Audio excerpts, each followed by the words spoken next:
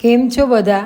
હમણાં ઘણા સમયથી મેં વિડીયો મૂકેલ નથી, કેમ કે મારી તબિયતને કારણે તમને આમાં અવાજ પણ ઓછો આવશે. તો આજે હું એક નવી જ રેસીપી લઈને આવી ગઈ છું. તો આપને આ રેસીપી પસંદ આવે તો વિડીયોને લાઈક કરજો, શેર કરજો અને મારી ચેનલમાં નવા આવેલા છે તે સબસ્ક્રાઈબ કરી દેજો. તો અત્યારે તો શિયાળામાં ખૂબ જ મરચાં આવે છે, તો આજે આપણે બનાવીશું મરચાંનો સંભારો, કંઈક નવી જ રીતે. જોકે દરેક વ્યક્તિ સંભારો તો બનાવતા જ હોય, પરંતુ આજની આ રેસીપીનો ટેસ્ટ કંઈક અલગ જ છે. તો ચાલો બનાવીએ આપણે મરચાંનો સંભારો. અને આ સંભારો છે તે ફટાફટ બની જતો હોય છે અને સમય પણ ઓછો લાગે છે. તો આજે મેં થોડા મરચાં લીધા છે. તમે પણ કોઈ પણ જાતના મરચાં લઈ શકો છો, તીખા કે મોરા. હવે આ મરચાંને આપણે મીડિયમ કટકા કરી લઈશું. જુઓ, આવી રીતે મરચાં છે તે મીડિયમ તીખા લેવા. જો તીખા ખાઈ શકો તો તે પ્રમાણે તમારે તેને પસંદ કરવા. હવે મેં બધા જ મરચાંના ટુકડા કરી લીધા છે, તો તમે જોઈ શકો છો.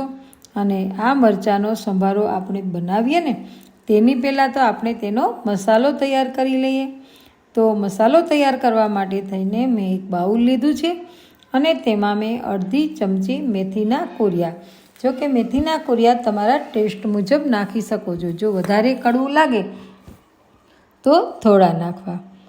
1 ચમચી રાઈના કુરિયા નાખ્યા છે, તેમજ 1.5 ચમચી ધાણા જીરું, 1/4 ચમચી હળદર, અડધીથી ઓછું કાશ્મીરી લાલ મરચું કે જે તેમાં આપણને કલર દેખાય, 5 ચમચી જેટલી હિંગ અને થોડી વરિયાળી.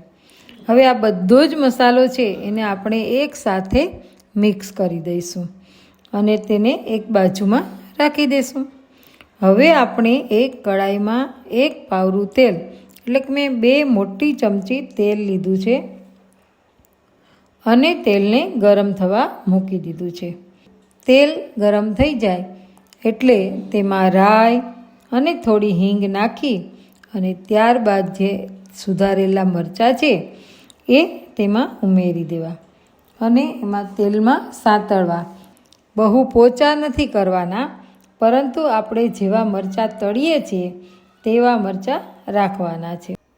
હવે આપણે તેમાં સ્વાદ અનુસાર નમક અને થોડી ખાંડ ઉમેરી દઈશું, જેથી કરી અને મરચાં છે એ જલ્દી સંતળાઈ જાય. ખાંડ છે તે તમારા ટેસ્ટ મુજબ ઉમેરી શકો છો અને સ્કીપ પણ કરી શકો છો.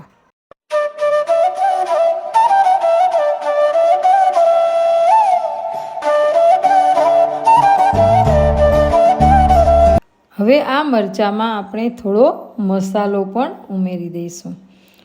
તો જુઓ, હવે આપણા મરચાં તળાઈ ગયા જેવા થઈ ગયા છે અને તેમાં આપણે થોડો મસાલો ઉમેરતા જઈશું.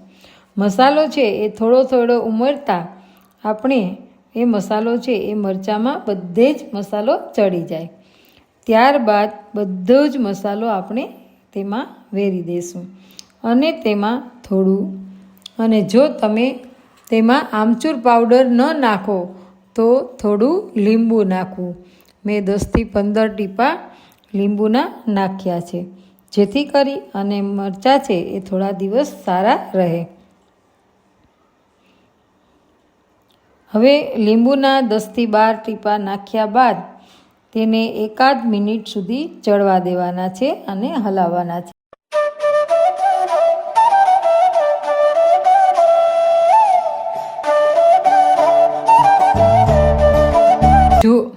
જુઓ, આપણો એકદમ ટેસ્ટી મરચાંનો સંભારો છે તે કંઈક અલગ જ રીતે તૈયાર થઈ ગયો છે અને તે બગડતો પણ નથી. માટે તમે તેને 8થી 10 દિવસ સુધી સ્ટોર કરી શકો છો અને તમે એને રોટલીની સાથે પણ ખાઈ શકો છો. તો મરચાંનો કંઈક અલગથી જ સંભારો બનાવેલ છે. જો આપને પસંદ આવ્યો હોય તો વિડીયોને લાઈક કરજો, શેર કરજો અને મારી ચેનલ ઉપર જો તમે નવા જ આવ્યા હોય તો ચેનલને સબસ્ક્રાઈબ કરી દેજો. હવે ફરી મળીશું નવા વિડીયો સાથે.